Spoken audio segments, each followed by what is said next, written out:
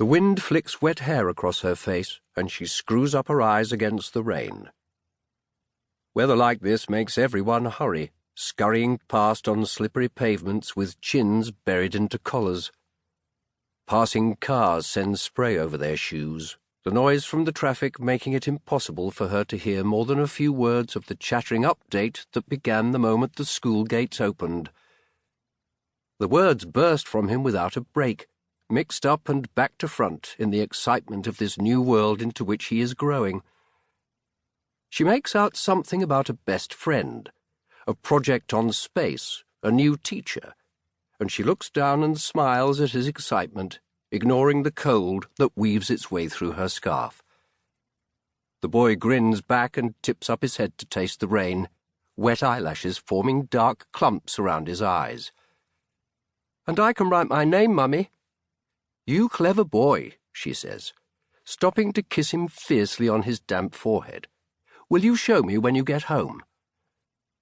They walk as quickly as 5-year-old legs will allow, her free hand holding his bag, which bangs against her knees. Nearly home. Headlights glint on wet tarmac, the dazzle blinding them every few seconds.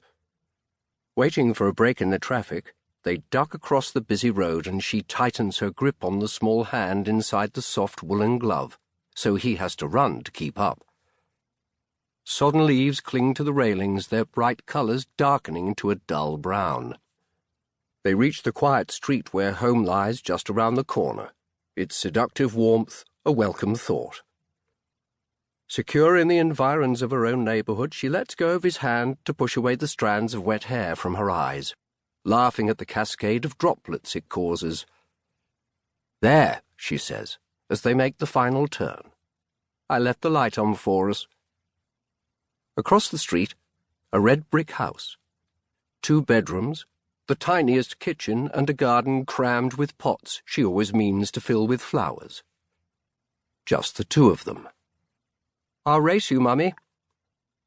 He never stops moving, full of energy from the second he wakes until the moment his head hits the pillow. Always jumping, always running. "Come on!" It happens in a heartbeat. The feeling of space by her side as he runs toward home, seeking out the warmth of the hall with its porch-light glow.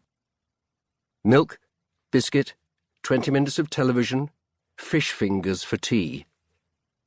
The routine they have fallen into so quickly, barely halfway through that first term at school. The car comes from nowhere.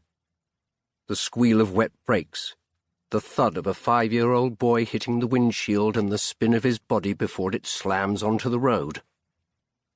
Running after him, in front of the still-moving car, slipping and falling heavily onto outstretched hands, the impact taking her breath away. It's over in a heartbeat.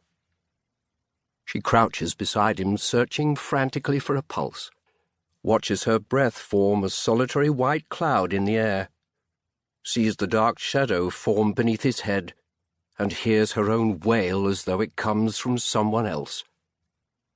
She looks up at the blurred windshield, its wipers sending arcs of water into the darkening night, and she screams at the unseen driver to help her. Leaning forward to warm the boy with her body, she holds her coat open over them both, its hem drinking surface water from the road. And as she kisses him and begs him to wake, the pool of yellow light that envelops them shrinks to a narrow beam. The car backs up the street. Engine whining in admonishment, the car makes 2, 3, 4 attempts to turn in the narrow street, scraping in its haste against one of the huge sycamore sentries lining the road. And then it is dark.